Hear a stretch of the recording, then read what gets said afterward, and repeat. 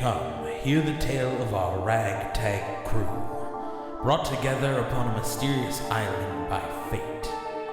They have lost, they have won, and now, alongside a rebel faction, the truth on the wind, they fight against the evil Eterines. Behind it all, an alien being of immeasurable power begins to rise once again. As the land grows cold, our party stands as a light in the darkness. Now, welcome to the Swordcast Adventures.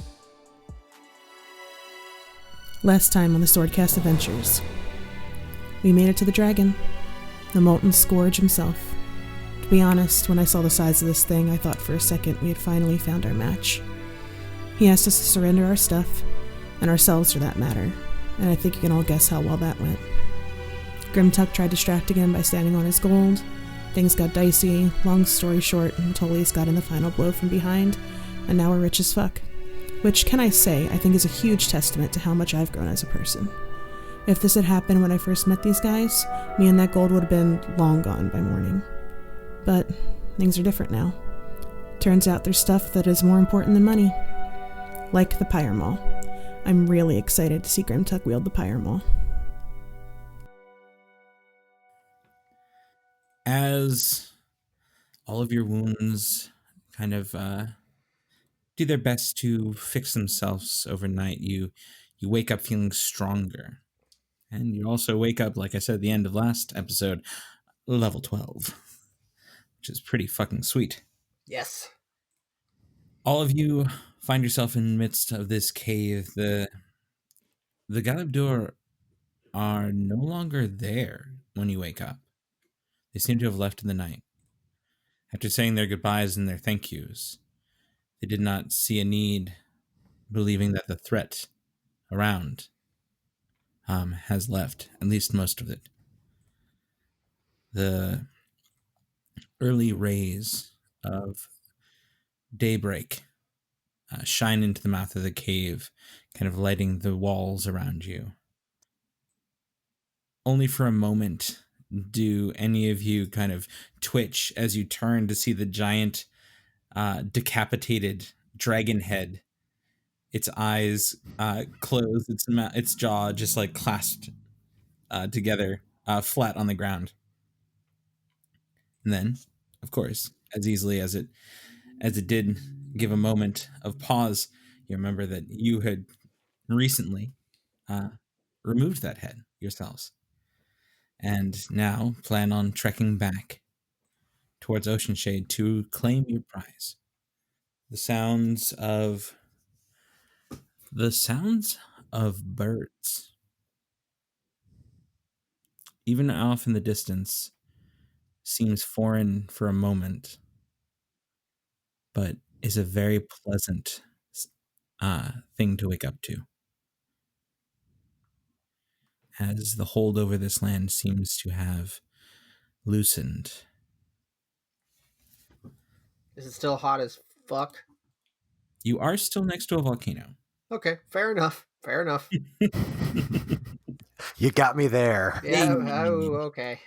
Touche, story man. Well, I'm going to roll over and just start doing some like stretches and just kind of loosen up the body. Sounds good.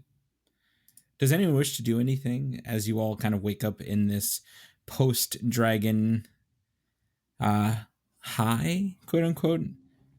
Yeah, I'm just gonna kind of go like do that thing where you sort of stretch a little bit when you wake up, and I'm just gonna kind of go stand in front of the dragon skull and just kind of like, you never really get a chance to like inspect a dragon's face this fucking close. Just kind of take in the fact that I might never get an opportunity to fucking look at something like this ever again, or kill a dragon, or it's a moment. So I'm just kind of like checking it out, like just kind of curious. Like So, a half-lidded eyeball, like kind of looking at the colors in it, whatever. I would say you notice the eyeball, though still this brilliant, almost like glowing gemstone, in the orb itself is dulled now as a film has kind of grown over it in its as the life has flown out of it. Yes, you were saying, Elvin? I was just going to say, so this is going to be the figurehead on our pirate ship, right? Are you asking in game or as I mean, rhetorically, yeah. Well, I guess I was not using my Elduin voice, but So are you asking in game or asking? yes. Oh, okay. Like, fuck yeah, yeah. Like this is gonna be how people know it's us. Like we are gonna strike fear in the hearts of everybody who is our enemy. We've already painted the name of our ship on the side of the ship, but they need to know who we are from a mile away when they look through the looking glass and see us. There's a couple reasons for that. One, it's going to be terrifying, so if they know they have to fight us, they're going to shit their pants the entire time. But also, it's going to avoid a lot of fights that are unnecessary because they're going to see it and they're going to run, or maybe even mutiny. This is a good thing. This is going to save us a lot of problems. It's about image. We have to get it back to Oceanshade first, so... Well, as soon as we are ready to go, I will resummon the disc. Plus, I mean, once we get back to Oceanshade, just seeing the look on people's faces when we bring this thing through the city is going to be fucking hilarious. It's going to be pretty good. Yeah. Yeah. So, as you all kind of pack your things and gather your supplies, gather your packs, and summon your discs, you've noticed, even as you've woken up, there is an air around the place, though still hot because of the location. It doesn't feel as abrasive. It's not drying you out and trying to burn you alive anymore. There's almost an aggression to the heat that is no longer there. You also have yet to feel the ground rumble since the dragon had fallen. This is good. It's a good day. The dragon's presence is leaving the area. This is good. Man, Metolius, how does it feel to get the killing blow on a dragon? Like, you woke up the next day, like, I have to imagine that's pretty fucking awesome. It feels good. I'm just glad that no one fell and we were able to rout the beast quickly. But yes, it did feel it was a good notch to add to my belt. Yeah, like your kids will hear that story. Like they'll know, their grandfather felled a fucking dragon. Hopefully. We still have many other dangers and threats to contend with here in Dakatur, but assuming that all goes well and we are victorious, yes, I am sure they will be telling stories and singing songs of all of us for many years to come. I mean, if I'm being honest, I don't foresee us dying here. I just don't. Like, I've never felt more powerful, and we're a fucking machine. We are a wrecking force. We'll make it out of all of this. Like, I have every confidence that we will, but we should still not let hubris be our downfall. I'm the least hubris person I've ever met, so we'll be fine.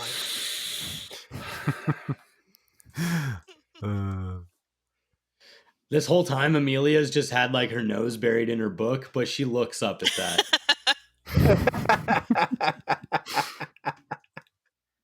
It's those moments of when you hear the sound of gods making check marks in their books.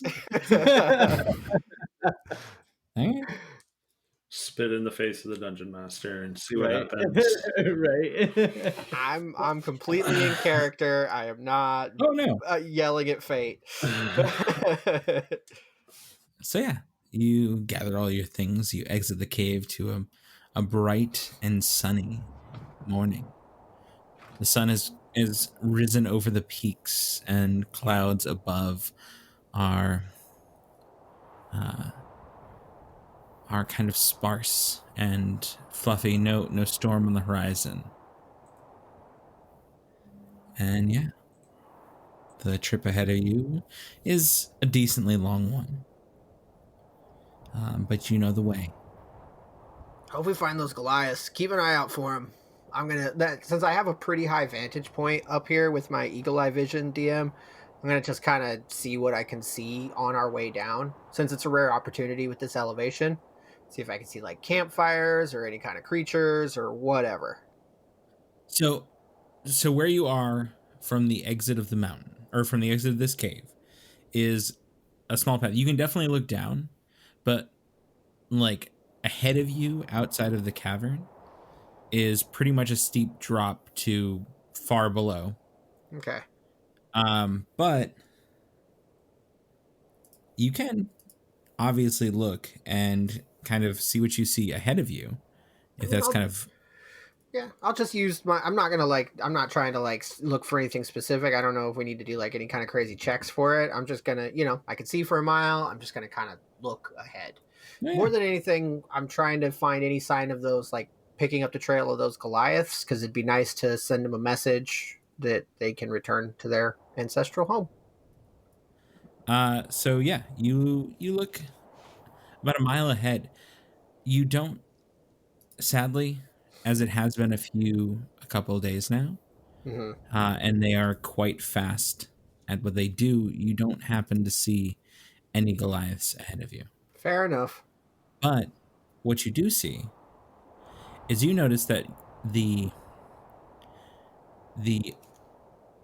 open cracks in the ground that spewed out those fire creatures, seemingly the light is there, because you're kind of looking down upon that part of the path.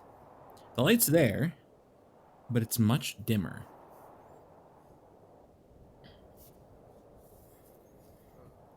And I think for you, even during the bright light of the morning, it is still exceptionally dimmer than you would expect. Okay. Interesting. Perhaps the dragon's presence was what caused these creatures to come about in the first place. Can they do that?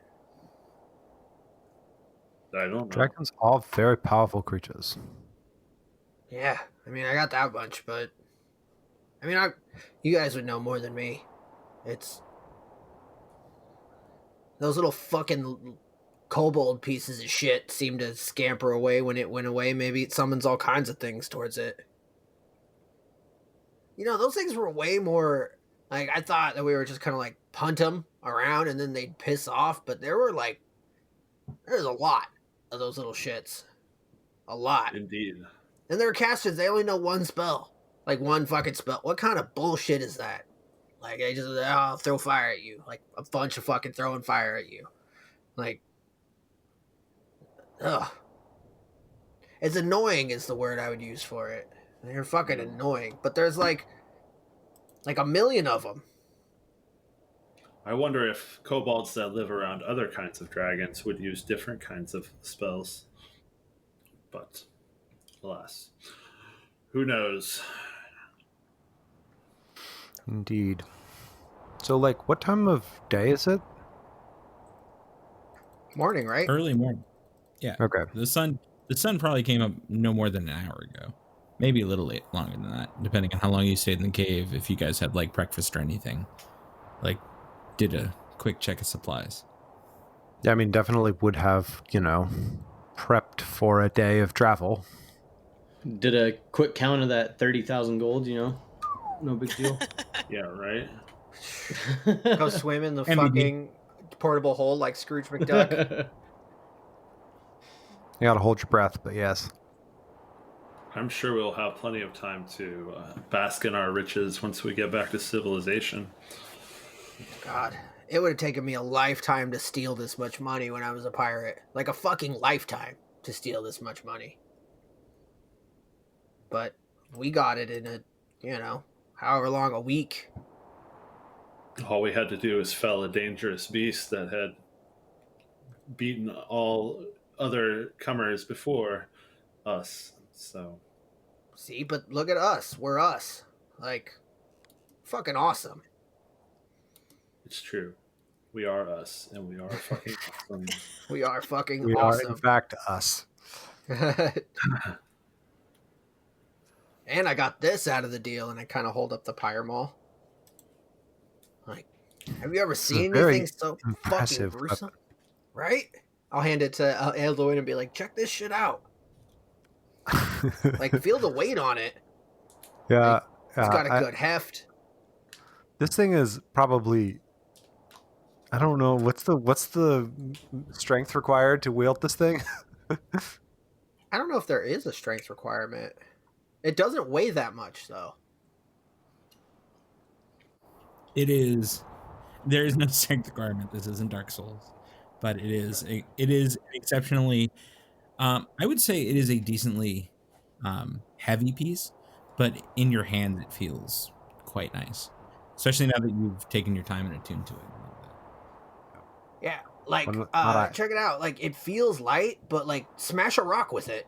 Check it out, Eldoin. Like, it has more weight behind it than what it feels like when you're holding it. Yeah, sure. I'll take it and just try to smash a small rock. Okay. Yeah, you lift it up, and it is pretty heavy in your hands, but when you swing it, it just feels solid. The balance is there, and as you slam it down, the rock just explodes underneath the actual head of the maul. Though I would say you don't see that same like kind of flash of like power behind the gem as you do when it's in Grimtuck's hands. Mm-hmm. Oh, check this out. Okay, so I take it when I attune to it, I know what it does, right, DM? Yeah. Okay, so I'll be like, all right, so check this out. Stand back real quick. And I will, like, with one hand, I'm going to hold the maul out, like, at full length. Not from, I'll hold it, like, at the middle of the handle, but I'm just going to, like, point it in a fucking direction. Mm-hmm. And I will activate the fucking burning hands ability on it. And yeah, you cast Burning Hands. Whatever the hell that looks like. Well, which I would say that that Elduin and Amelia, you two would recognize that very well. And I think Rain or Metolius may have seen it before, but let me double check. I believe it's literally just this like kind of arch, 15-foot cone. Yeah, it's just 15 this foot like cone. Yeah. cone straight out of the. I see it as this: you hold the pyre maul forward, Mm-hmm. and from the head of the maul itself, the cone expands and flourishes out in front of you. Just for a second, you're like, now imagine being a fucking ice creature with this shit. Oh, this is gonna be awesome. Like, I don't even know what all this thing does, but like, this is one of it things. I mean, aside from just being a badass maul, like, this fucking thing shoots fire. Yes. Aptly named. Right? I don't know. It'll be a great tool for us in our upcoming fight. I'm sure that will also serve to intimidate many a person as well. Here's hoping. Once we hit the seas, everything in our way is fucked. I'll tell you that much. But not proper fucked. Not proper fucked, but like fucked as in like we're gonna kill them. Like I'm not weird. Weird. I mean, I keep severed heads in a hole that's at my belt, but like that's kind of weird. But I'm not weird. Gotcha. I'm not like Elduin with his mask on weird. And on that note, I'm going to take the mask out and put it on. And just like Amelia's still just like face buried in her book, behind the just mask. shaking her head. So yeah. So then, as you've all done that, you gather your things, you start heading out, and you're just heading straight back to Oceanshade, correct? Yep. As you've already kind of like started on the way, Grimta kind of climbing up to check for the Goliaths, but not seeing anything. You pass by sites you've seen during the course of this day. If anyone would like to do anything, let me know. But it's interesting now. As you see these things again, that battlefield you passed, where the elementals poured forth from the crevices in the ground. The water still with that odd tinge of orange and green doesn't seem to bubble or emanate as much heat as before. The ground itself no longer houses these vast pools of magma this far away from the volcano itself. The land seems to have calmed itself. And that even this far out, just as you're kind of getting close to about a mile or so away from the actual volcano itself, it's much different than it was you coming here. It weirdly gives a sense of satisfaction and accomplishment. No, I'm not going to say that because that puts words in your character's mouth. I retract that. It is visually evident of what you have accomplished. That is what I will say. Not just the head, obviously, that's floating on a disc behind you. That's besides the point. I would say those of us that are very nature-oriented would feel a sense of satisfaction about that. Definitely. How many days back to Oceanshade would it be? If I'm not mistaken, it is 2 days, effectively, with a good clip. So within the first full day, you find yourself making it to the high peaks that you'd seen before, this moving far and farther back towards the coastline. As you get here, you return to these tall peaks where you met the wyverns. You actually, you're probably about half a day's out from there. But by this point, you recognize this area. As the night starts to come, as the sun starts to fall behind the mountains. Now, is there anything anyone would like to do before we wake up the next day? I would just at some point casually point out the time that Metolius punched a wyvern and made it explode, and point out casually that the stronger you get, the more you hit things and they blow up. But that would just be like does anybody else notice? And Metolius just been hitting things and they just fucking explode. It's fucking awesome. Like, I kill things and then they're just dead, but you hit them and it's just everywhere. It is the divine power of Maliki flowing through my weapon. Maliki's fucking hardcore. Like, nature spirits, I just figured it'd be like kind of flowery or whatever as far as like the gods go, but like, nah, man, Maliki's like, fuck that guy, fuck that guy, fuck that guy. And it's pretty badass.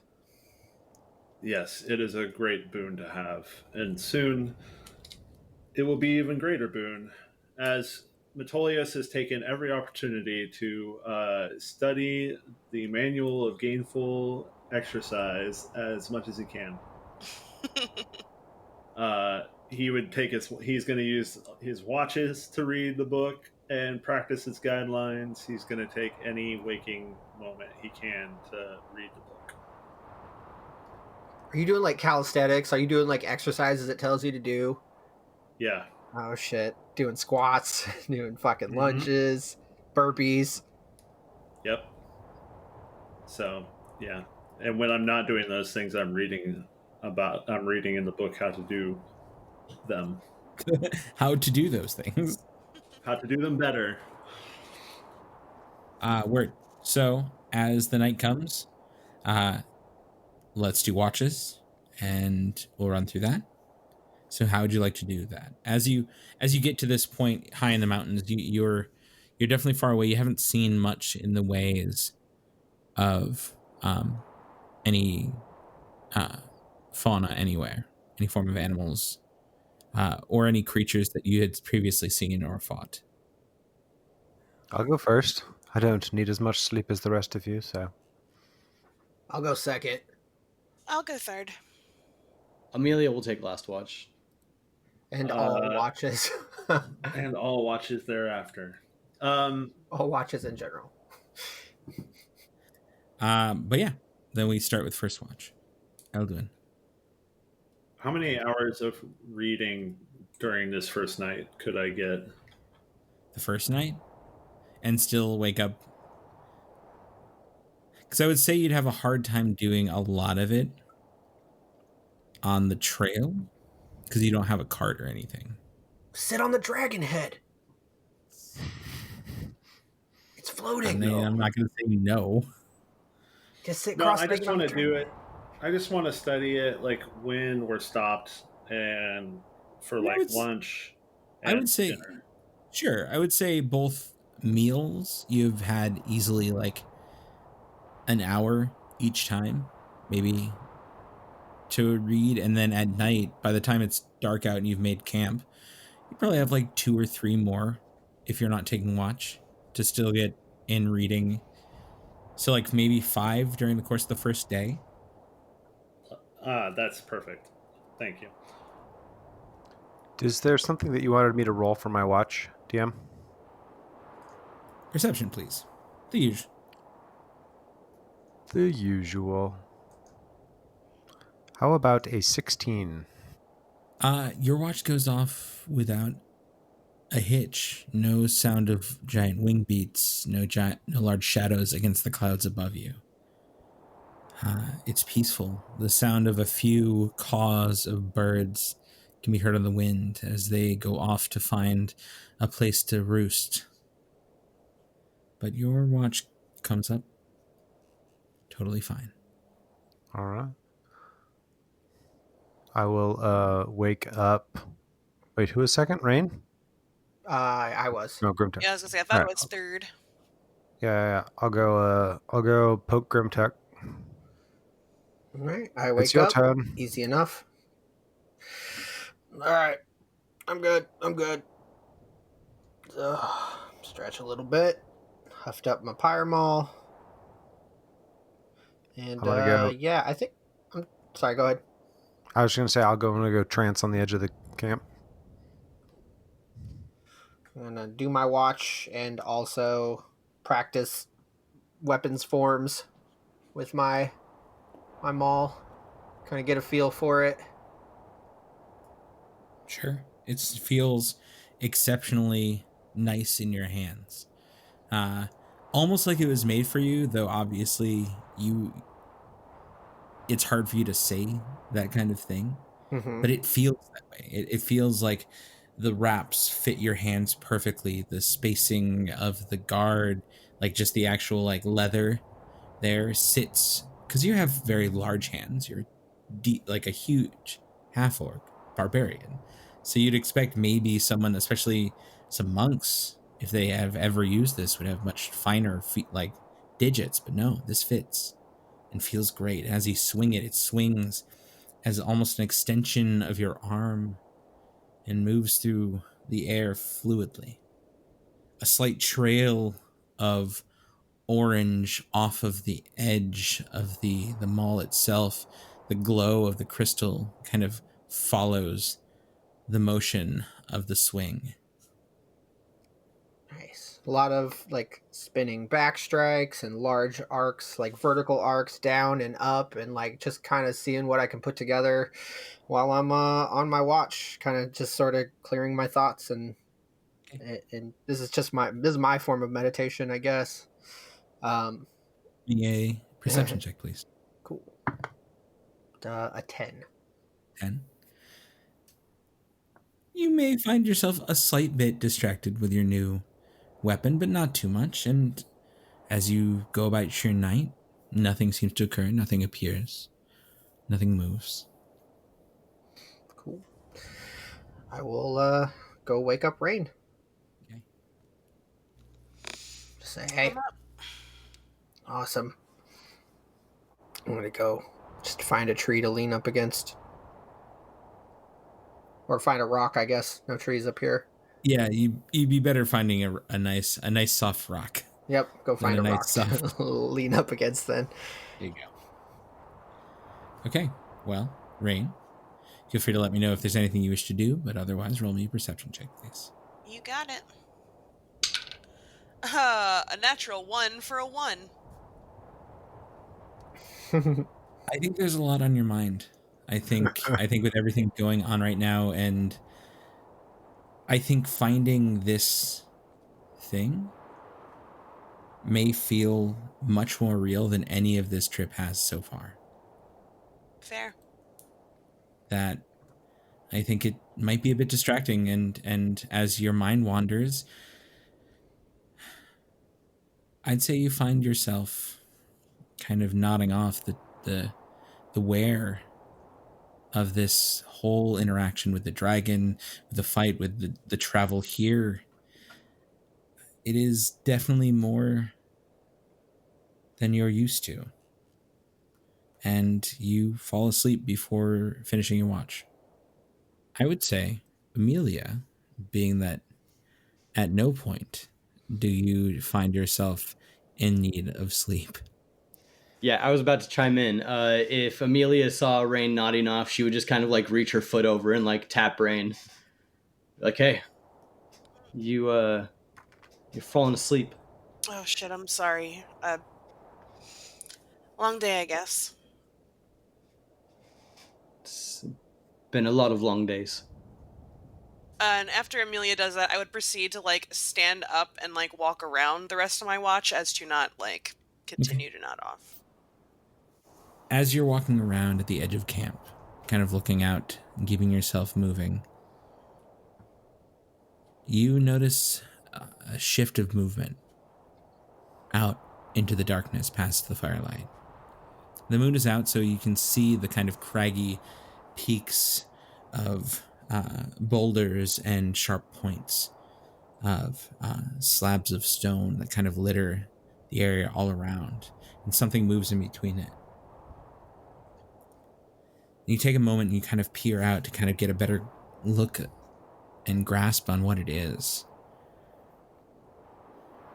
And you see that shift, that quick movement between two stones, and then in front of you, about 100 feet away, a black shape, quadrupedal, stands perched on one of these almost blade-like edges of stone.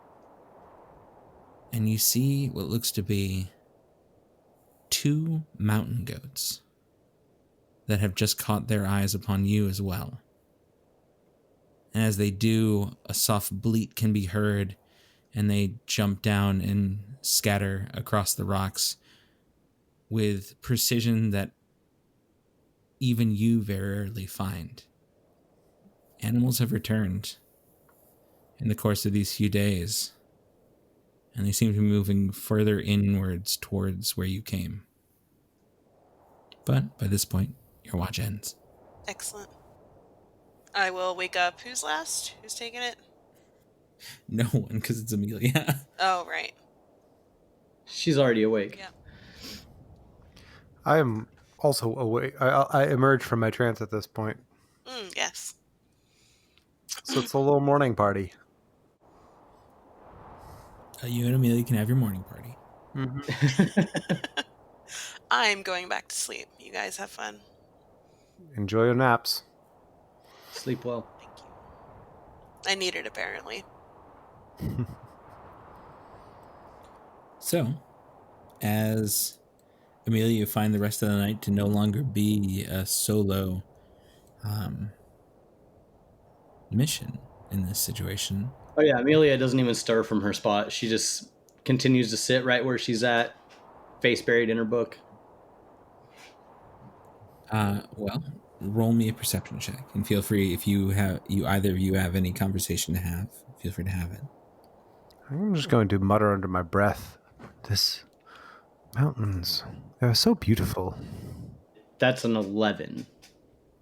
Even looking down at your book, you're able to kind of keep an eye out around you.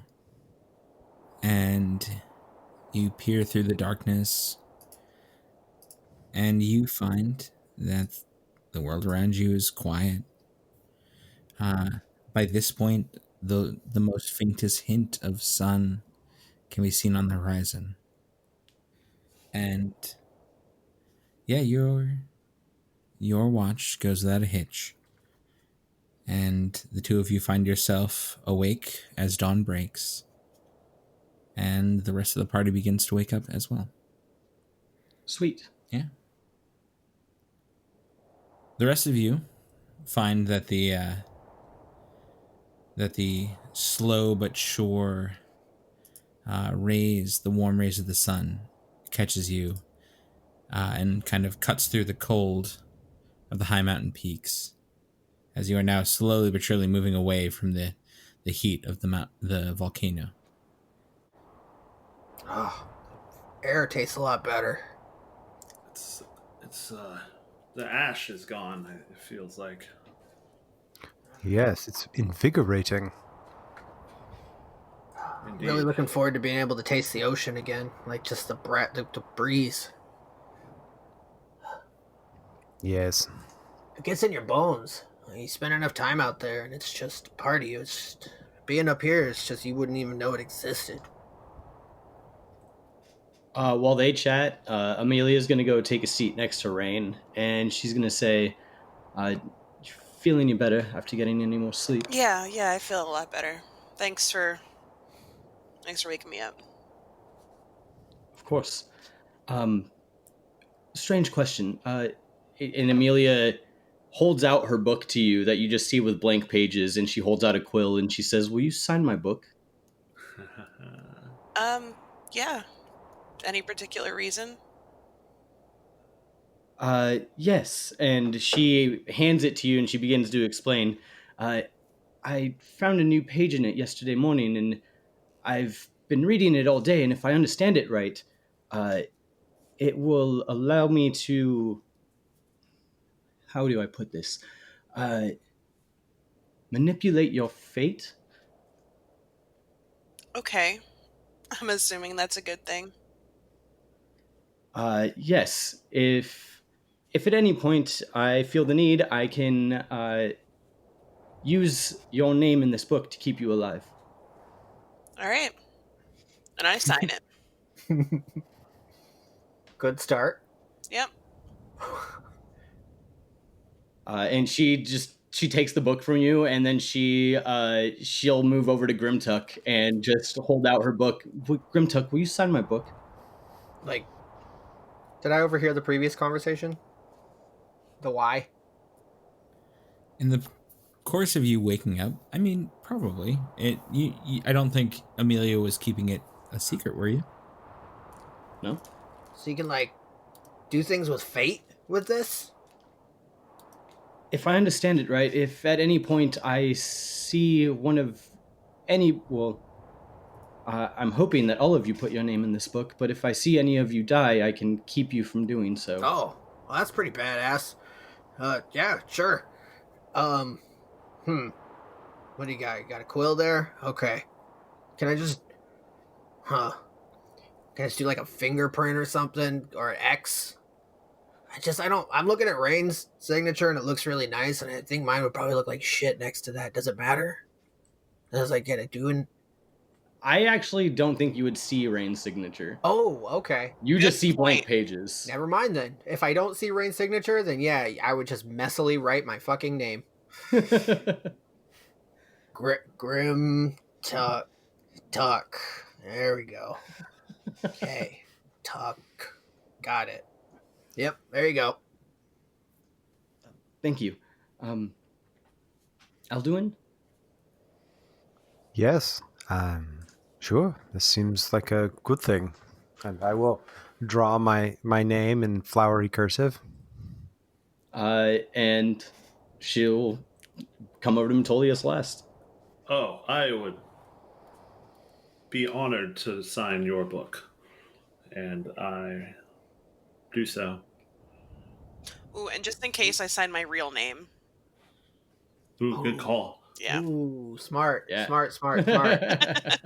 And And I would imagine after each one of you sees your signature across the page, it just like fades away. I think that works very well. Interesting. Have you divined anything else about this book? That's where most of my powers come from. That's how I seem to learn them. Right. Or at least find out about them. From a book with nothing written in it? Well, to me, there's lots and lots of things written in it. Wow. Well, whatever it is, it must be good because you've been fucking things up lately. You see her just get kind of like sheepful, like bashful about that. Thank you. Oh, like, it's impressive. It was like, at first you've always been dangerous, but like, I don't know what it's been, like the last like week or two. It's almost scary. Like, not scared. I'm not scared, but like, it's like anybody else who's fucking with us should definitely be worried. Yes, her inner light shines quite brightly. Is that what that is? Because it's, yeah. She says, well, I think we've got proof that we're all a force to be reckoned with, as she just kind of like gestures over to the dragon head. Tis true, yeah. tis true. But don't take anything away from yourself. I saw you drop like 5 or 6 people into a fucking burning ship, which was just... I'm going to remember that for the rest of my life. That was one of the coolest things I've ever seen. It was so cool. It was like, all right, we're going to fight all these guys. Nope. All of them in the fire. Like, yes, they needed to go away. Oh, no doubt. But like, I don't know. I just never see stuff like that. And like, I don't know. You're right. We are all getting more powerful. I could tell when I was in front of that dragon, like the different sounds of the impact between Elduin's arrows and Rain's, and like, it was cool. It was really cool. It was like I could. Have you ever seen a dragon wince in pain because someone shot it in the ass with an arrow and then a crossbow bolt? And it's like he had almost different facial expressions and different sound. I don't know. It's pretty badass. Like, I don't even know what I'm talking about. But yeah, it was cool. It's definitely something I never saw myself participating in. Yeah. What do you think they're going to do with that egg? Who knows? They said they were going to guard it. Imagine the same thing they've always done. Like, you just guard a thing your whole life, and then, it doesn't ever do anything. Like, what is that? Like, I mean, I'm sure there's power in it. I'm not saying that it's nothing. I'm not saying like an empty egg, but... It definitely seemed to do something while we were there. Yes, it probably just operates on a much longer lifeline than you. I mean, most things do. I mean, my people don't live that long. So, especially my people in my family don't live that long. But, like, I mean, like, half-orcs don't live that long. So, like, I imagine it's not hard. But that egg was fucking big. Maybe someday we'll see it hatch. Perhaps your connection with the whatever is inside the egg might grow if the maul is also connected to the egg. You think so? I don't know, but that gem does look similar to the gems that encrusted the egg and were growing all around the inside of the basilica. I didn't even put that together. You're right. Huh. So, well, shit. Perhaps there's a fragment of the power of the thing inside the egg that is inside the pyramol. Dakatur gets stranger, but that's not a complaint. It's just this place gets it's mystery after mystery. Indeed. Well, we have things to attend to. I kind of like quizzically like sideways glance at the gem, pretending like it's not me. Like oh yeah, it does look like the other ones. Okay. Like, maybe not trying to let the rest of the crew see that I'm like way checking it out now. Well, while we're walking this morning, maybe we should discuss what we're going to do next with our new ship. Where are we going to go? Well, what's closest? Well, I believe we had discussed going to this city, the dwarven city that the dwarf from our memories. What was his name? Eldwin, you had his memories. I totally did, and I have that name written down somewhere. I mean, I kind of want to go kill that fucking slaver, but I understand if that's out of the way. Just know, one, he's got that fucking Pirate King sword that one of us needs to get, and two, Kaer fucking. Doran. Oh yeah, Kaer Doran. I mean, which one's closer? That's the city, right? That is the city, yes. Yes, it is. Well, I don't think I know where this Darum is, but I'm sure Eldwin might. He was the one that experienced this person's memories.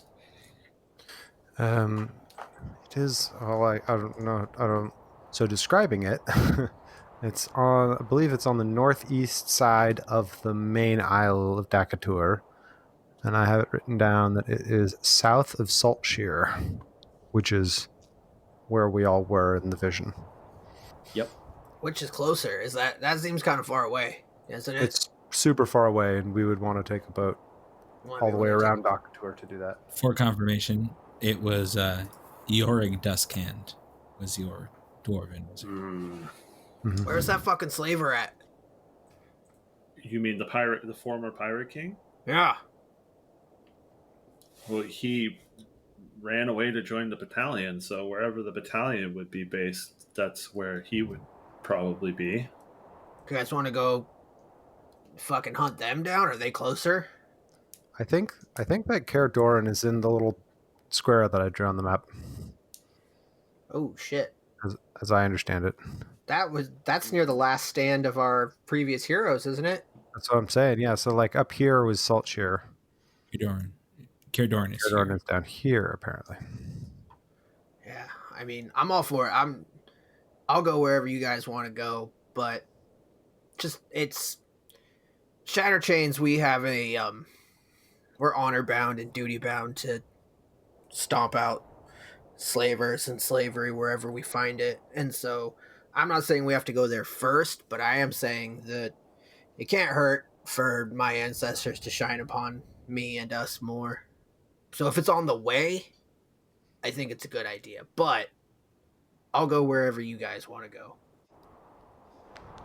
How many weapons were there again, or total places of interest?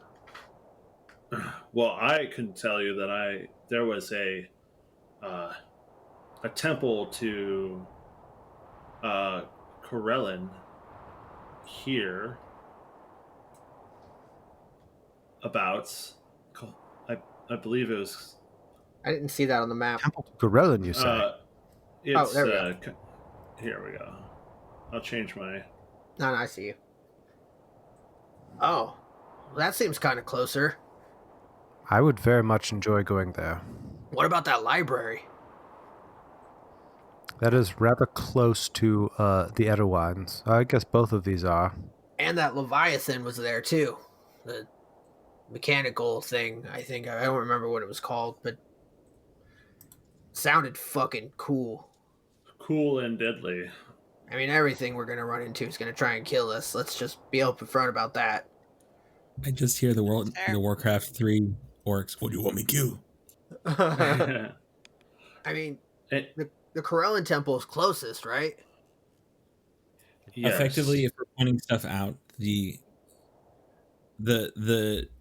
distance between the library and the Corellin Temple are probably pretty equidistant from where you are.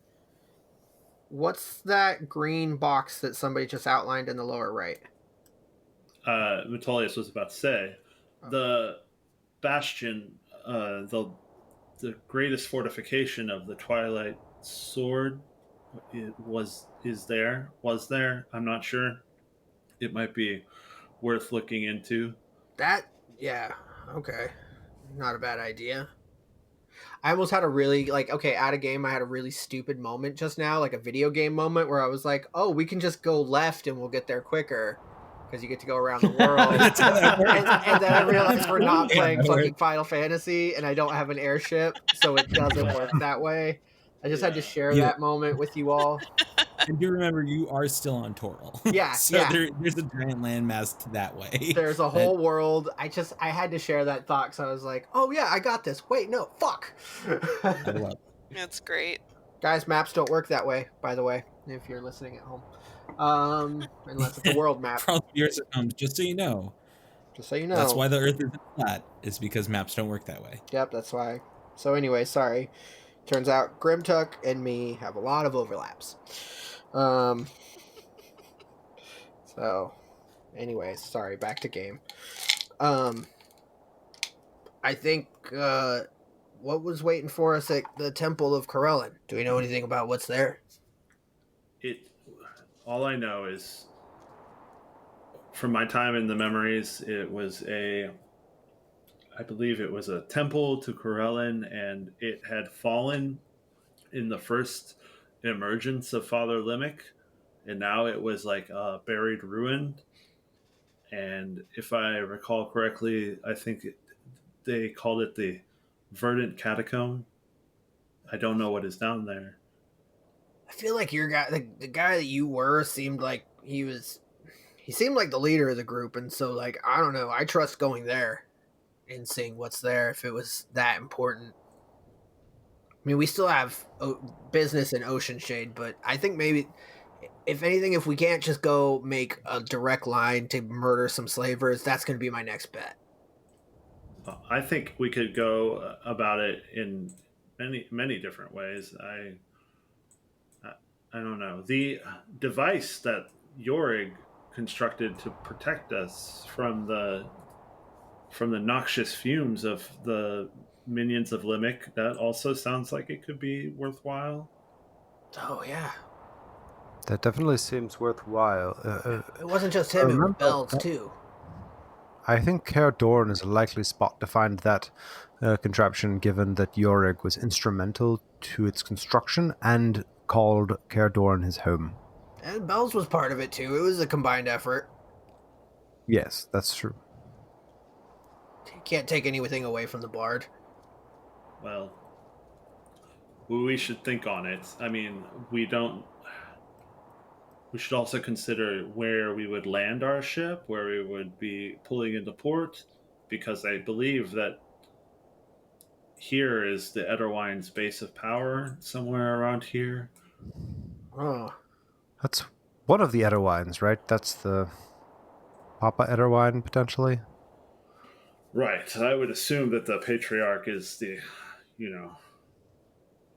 most power would be consolidated around him, but Yeah, the then most maybe well I am, protected. and also the most. Yes. maybe he doesn't need protection. Maybe he's a power base of his own. I've seen things like this where it's like a vortex or like just an area that's just dead that you can't go, that no one needs to protect because it protects itself. Perhaps that's what it is, to where it's just dangerous on its own and they don't need to station anything around it. It looks to me potentially like with a boat, we might be able to make our way upriver to the Verdant Catacombs and not need to travel over land at all. And then perhaps, given what the geography around there is, we might be able to then make our way to the library up the same river. Are we thinking the river's that wide? It would have to be don't fucking know. huge to take a ship of our size up there. And it's not uncommon. Especially once the like, dragon there head's are, on it. that happens. Yeah, well, I mean, just in general. But I guess we would have to find out. Maybe, I bet you the person to ask would be the Pirate King, because he's going to know the trade routes and smuggling routes. So, Good point. so I think we Yes, should ask one- Callus the easiest ways to get by unseen. I think the Truth on the Wind might also be helpful in getting by unseen. Well, the Truth of the Wind could just get us dragon turtles and have us an armed escort, maybe. But more than anything, Callus is going to help us move unseen. Pirate routes and smuggler routes run hand in hand, so... Yes. I would imagine Silence knows most of those already. Silence is going to have her own business to attend to. She can't hold our hand through the rest of this now that we have our own ship. I'm sure the Truth on the Wind has plans for her as well. We could ask, but I don't think That doesn't mean she can't we're give going to us the have her as a information. guide. Oh, I agree.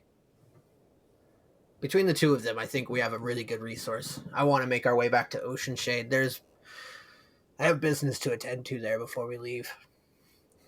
All right, that settles it. Well, let's go see what's going on in Oceanshade, and we can find out some information, and maybe we'll probably need to hire some crew for our ship. No, we're getting crew. That was part of the deal when we killed that fucking dragon. Just because we are getting crew doesn't mean we won't have to pay them. We should make sure what part of the bargain we are fulfilling. You think so? I thought that was part of it. Like, they just give us... I mean, we're going to give them a portion of spoils and shit, like normal crew stuff, but, like, I thought that was, like... I don't know. I didn't think it was, like, a sign-on fee. I thought we just had the crew. Who knows? We'll have to speak with Callus. Yeah, agreed. I think once we come... I'm going to slap the dragon head and be like, when we go marching into town with this bad boy, we can make whatever demands we want. How many bands can you fit in this bad boy? Right. How many half-things can you fit in this bad boy? All right, well, off to Oceanshade. Yep. You all continue the trek across the mountains. By mid-afternoon, you've already made it back into the farmland, where you fought the ogres and other raiders there. The sight of the ocean off in the distance can be seen through a small cut in a pass. The smell of the sea air kind of hits the nose just slightly. Around you, as you move through, there are many gawkers at this impressive sight. This dragon head. They all recognize you as you helped them and made sure that they were okay before leaving. And anyone you helped personally even kind of like gives you another kind of note of recognition. Passing by, you notice that over the past few days, things have been fixed and cleaned. Any of the bodies of the creatures left there are well and disposed of. Any broken pieces of fence or house has been patched and is getting fixed as you move through. Though scars dot the landscape in the fields themselves, you notice that seemingly people have moved back into their normal habits. As they had previously told you, this is not the first time. But as you kind of make your way through the thin trail towards the edge, toward that cove that is Oceanshade, the sun on the second day starts to dip behind the mountains. As the shadows grow long, the lights are, the lanterns are lit. The small kind of warm glow of torchlight can be seen kind of springing up like moats throughout the entirety of the town itself. The sound of crashing or like lapping waves can be heard on the sides of boats. And at this point, of course, as you have heard before, the kind of clang of a ship's bell can be heard moving through the streets. So again, as you get here, you crest the top of the hill, looking down upon this village. As you exit out the path, you see this place that, I don't know, was so mysterious at first, and now kind of feels almost like I would say a vacation home, not an actual home. But you see this down here. You see all these houses, and now you stand on the precipice here as victors, as de facto heroes, as you return back down into the town. The usual fare is walking the streets. You find, your average individual pirates, sailors, ne'er-do-wells, but also your stereotypical villager. All of them kind of part to the side as they see this gigantic dragon head floating. Is the dragon head behind you or in front of you all? I think that's a good point of order. It floats behind. It would float behind me. Seeing this group followed, quickly tailed by this dragon head. Very obviously dead, but still intimidating in its own right. So now that you've made it back here, what would you like to do? I think we need to check in with Callus first. Mm-hmm. And then from there, I think I have some questions for him about what we can do as far as getting this thing, mounted, cleaned, where a tanner is, but also I think sometime along the trip, I think Grimtuck would have mentioned that we having a little bit more time to kind of think about things on the walk back and what our future looks like and where we're going, that we should consider with our newfound wealth. Not anything exorbitant, but making an offering to both the Temple of Umberly and the Temple of Talos for being that we're going to be seabound, we're going to be on our own, and we'll be captaining, we'll be running our own ship. It could make sense to get those gods to, at the very least, look aside and not hinder us in any way. Okay. That's up to the team, though. Obviously, it would be coming from group funds, but I don't know what everybody thinks. Maybe an offering of no more than 200 gold per temple. I mean, I'm not against it. That is quite a lot. I was thinking something around 50. But if you think it would be better served to spend 200, then that's fine by me. I guess, Dungeon Master, would I know what would be an appropriate offering? I mean, I think 50 would be a good offering. I think 200 would be, especially for these fickle institutions, would certainly grease palms enough to get you favor.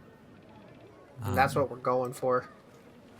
It's true, we don't want to see our ship at the bottom of the ocean, so... But also anything we could do to get an upper hand. Well, and I think from your travels, Grimtuck, and from conversations you've all had while in town, you know that it's not just the gods they pray to that have influence upon the seas outside of Oceanshade. So making nice is not the worst idea. It's not like we don't have the money. No reason to not play it safe. That's true. Right. All right. You've convinced me. 200 gold sounds good. Okay. Well, let's go find Callus first. Yes, let's. And you said it was evening time when we were arriving back in town, right? Mm-hmm. All right. So Rimehold Manor is the easiest way to find him, I'm assuming? I think so. No, you would know. So you would very much know that you all exited out of the Leering Eel. Oh, okay. Then the Leering Eel it is. Rimehold Manor took you a long ways away, and by the time you found him, you effectively went from, the east side of Oceanshade to the west side, and then you found Callus. This map is so cool, by the way. Sorry, it's completely off topic, but cool map. Anyways, to the Leering Eel. Yes, let's go.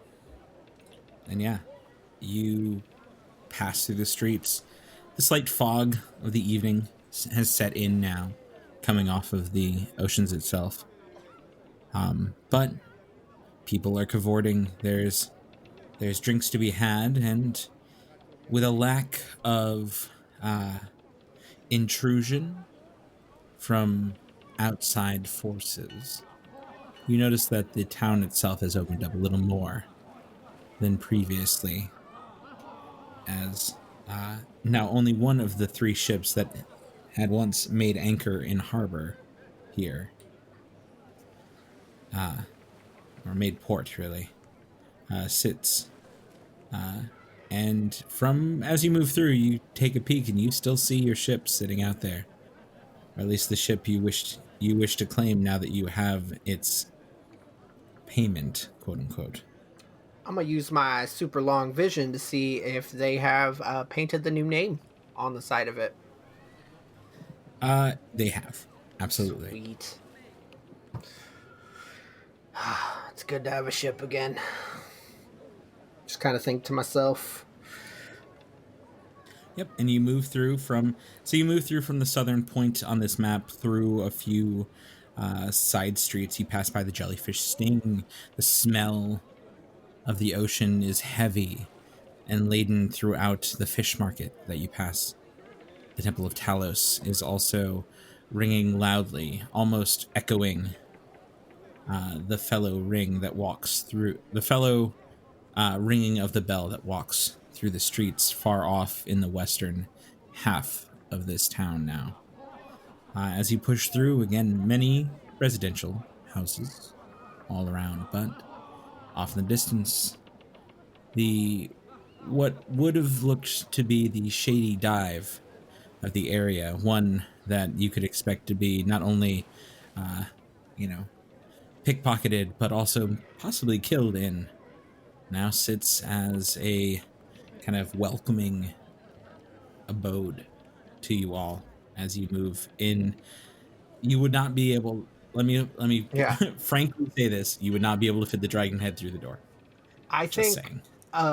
just to kind of make things just kind of in fitting with our flair and being who we are and the fact that we have a dragon head in tow, I think I would just yell from outside the Leering Eel. And remind me, because I apologize, I should have written this down when we were on the last page. What was the dragon's name again? Ragaran, the Molten Scourge. Rogharan. Okay. I think I would just kick the door open, like loudly, and just turn around and like maybe walk like 5 or 6 paces back and say, "Come on! See! Rogharan! The Molten Scourge has been slain!" I still got some ash in my throat. Sorry, I lost a little bit because I was just in sulfuric fucking lava mountain. But yeah. Come see the Molten Scourge! And that's just kind of how I'm going to announce that we're here. No worries. Oh my god. You notice a bunch of people exit the Leering Eel, as well as many people around the like any of the homes. Any people that are inside their home around there come out and see this, and there's a lot of oohing and eyeing. But you look inside the Leering Eel, and there's things you notice. You notice that the angry-looking tiefling behind the counter disappears for a moment, and he reappears probably about a few minutes later as more and more people file out. But you see him getting back behind the counter, and as he does, you see the like table, the like entrance of the bar, like swing up plane that just extends the bar a little bit, swings up, and you see Callus, and followed closely behind is his blue tiefling, As both of them start to move out, Damokos follows closely. And Callus joins and goes, "Aye. Such a spectacle you are. It's a But fucking dragon head. Like, I by can't really God, not. and all the sea's wealth, that is absolutely a dragon head. I don't know if I thought you could do it. But fuck me sideways, you did." Well, let this be the last time you ever doubt us. Don't you ever fucking do it again. Oh God! I love And fucking Amelia has Amelia. returned. Yeah. Not a problem there, girlie, I won't. And he just like kind of gives you a side eye as you say that to him. Not like because I don't think you ever dropped the act when you were talking to him in any way. Oh no. No, but like he's still the pirate king. He just like, no worries. But it's fine then. And he goes, "Well then, I guess that means that we have some celebrating to do, being that we're not going to be annoyed by this lizard anymore. So, I think you all have a bit of storytelling to do. And let me go gather some people, some booze, and some partying." A couple things also, if you can. Aye. I need somebody who you trust, a tanner of sorts, somebody to get this fucking thing cleaned and ready to be mounted on our ship. Because if we throw it up there like this, the entire hull of the ship's gonna be covered with bird shit, because seagulls are gonna just fucking devour it. So I don't know if I just don't want anybody, like, we give it to somebody and then come back and it's missing a bunch of dragon teeth that are expensive. And, you know, I mean, they can harvest whatever they want out of it. I guess eyes and stuff are probably scales and stuff. I don't give a shit about any of that. But you think there's anybody in this city that's up for the task? He kind of thinks about it for a second, and Demokos kind of like leans down and whispers a few things in his ear. He goes, "Aye, I think there's a few.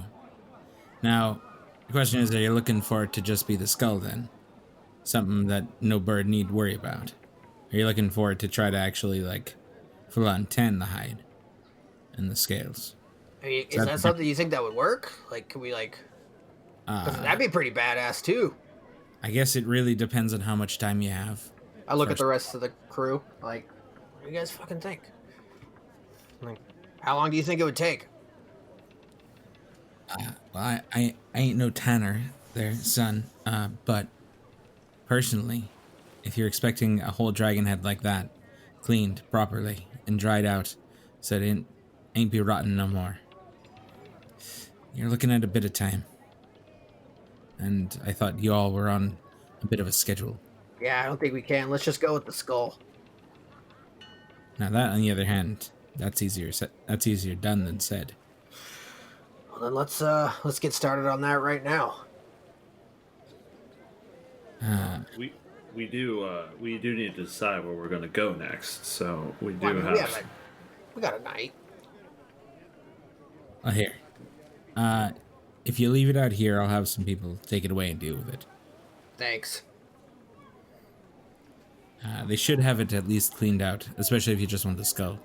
It's not that hard to clean it off and make sure it dries out, especially over a bit of fire. Nothing should hurt it. It being a red dragon and all that. All right, just let anybody know if we find. I counted the teeth, so if any of them come up missing. I thought you said it was gonna be a okay if they problem. harvested some. No, I said it's not okay if they harvested shit. They can take the scales, they can take the eyeballs, but the teeth stay where they're at. Okay, I'll make sure they know. Yeah, and he does that. He kind of like, he looks up at Damokos, and Damokos goes off, and to somewhere to find these people. Well then, I mean, I guess then what are we doing now? What's the next plan for you all? I certainly want to make sure that you have a nice, enjoyable time here. Let's celebrate your winnings, being that your winnings are ours as well. I wouldn't mind doing a bit of celebratory shopping and then perhaps a drink or two. Yeah, we have some offerings to make to the Temple of Talos and Umberly, and then from there, we got to figure out what our next move is. Praise be to the bitch queen and all that. But Well, you do what you need to do, and you make it back here before the sun's up, and I'll make sure you enjoy yourselves. Oh, I do have a question for you. How familiar are you with the waterways of the main Isle of Dak? I wouldn't be a king of said pirating if I didn't know how to get around these islands one way or another. I know your friend there, Silence. She knows her way around the Widow's Veil. That one's a little bit iffy on me, but everywhere else I'm pretty fluent. Do I know what the name of that river is on the sort of northwest side of the island? No, I do not believe you do. Okay.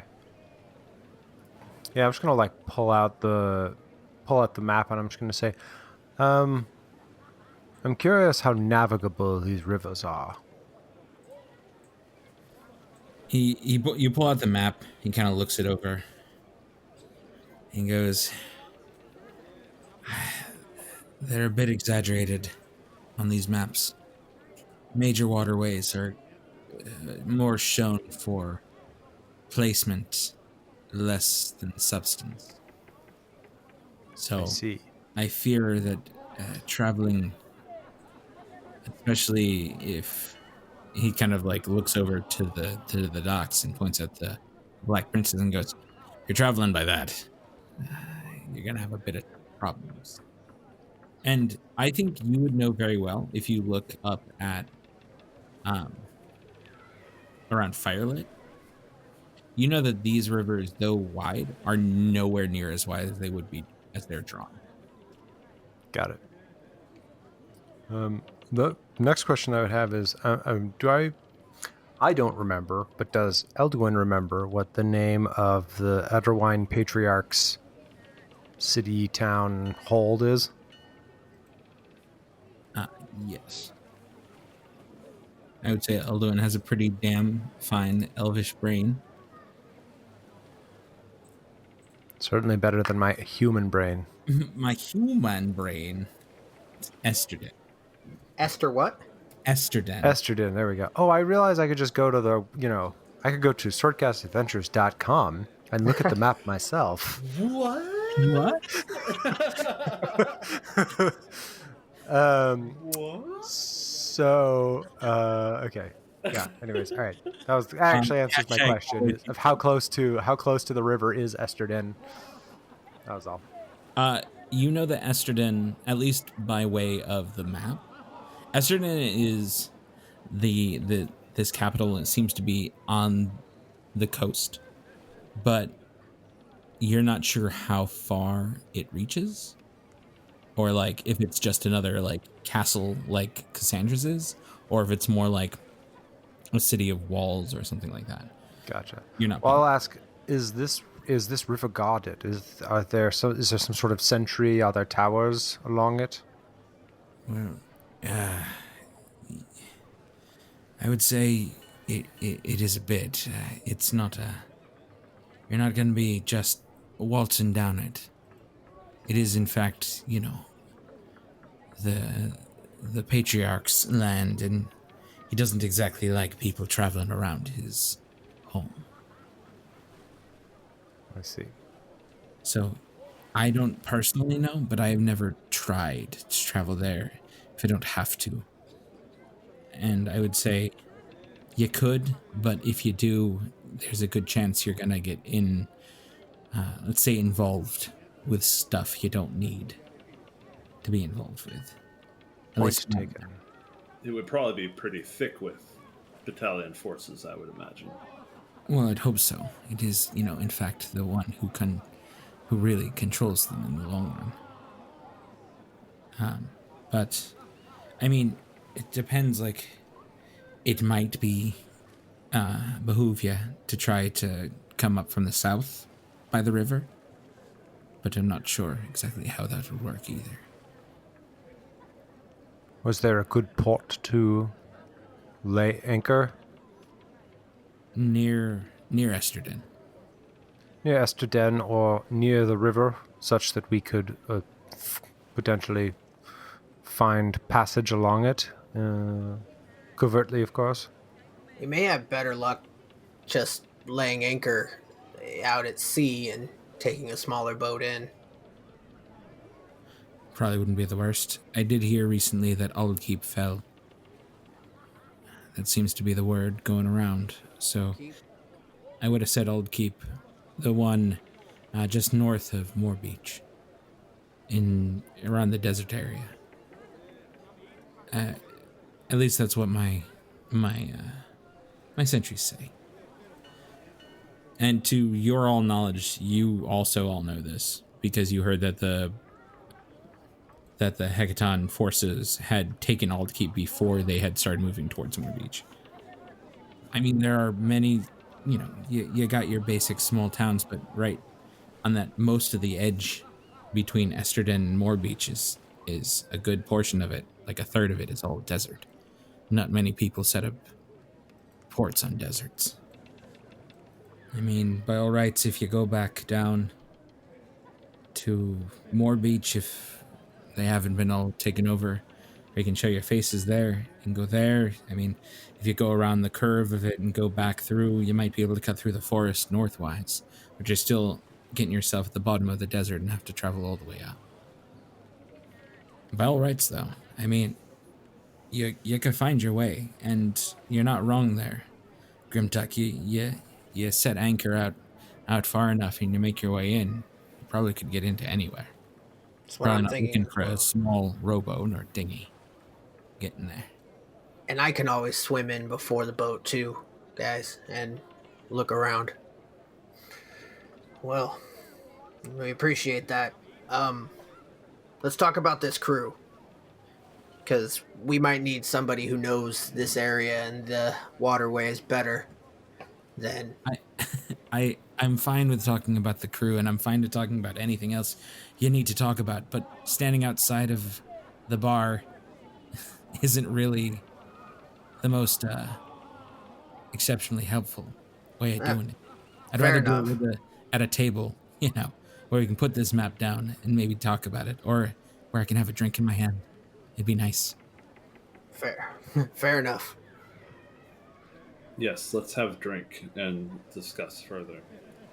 Yeah, I think we would just go inside. Did you want to do any of your other tasks first that you wanted to do? I mean, this seems important. I think we all kind of need to be here for this one, and we can do the other tasks later. Yeah, I feel like the temples would probably be better visited in the morning anyway, right? But also this is like there's going to be decisions made over this conversation that I think we all need to be here for. Okay. So, you all enter in, the sounds of jubilation and partying. Glasses are raised in your honor as you join Callus at this table. Drinks are had, brought forward, and around you as you all sit down with the Pirate King to discuss crew and kind of what happens next. So yeah, as he kind of finishes, as Callus finishes up discussing what he's doing and all that, and as he kind of grants you the crew, and he tells you about the 10 other individuals that he has, fine strapping people that'll help you keep the ship afloat. He goes, well, now that that's all said and done, now the nitty gritty is taken care of, how about we fucking take a drink and really get into some enjoyment of your accomplishments? And he kind of, as he says that, he raises up a glass to everyone at the table. And then you hear the whole bar go into uproar as that happens. Amelia joins in with them. Mm-hmm. Raise my glass. Yeah, raise my glass. And as you all kind of raise your glass and you all clink and cheers and the party goes on, I think we're going to leave that here and pick up mid-party next time on the Swordcast Adventures. Woo, party time! Woo! Party time, excellent TM. Hey guys, this is Jess, aka Rain. I just want to thank you for listening and give you a quick reminder to follow us on our socials. If you want to keep up with what's going on with us, you can find us on Instagram, Twitter, and Facebook at The Swordcast. Also, find us on Patreon. For as little as $5 a month, you can hear Metolius run a handful of us through the Tomb of Annihilation. Also, you can find me on Etsy at necroticdamage.etsy.com, where I have some handmade dice bags up for sale for the holiday season.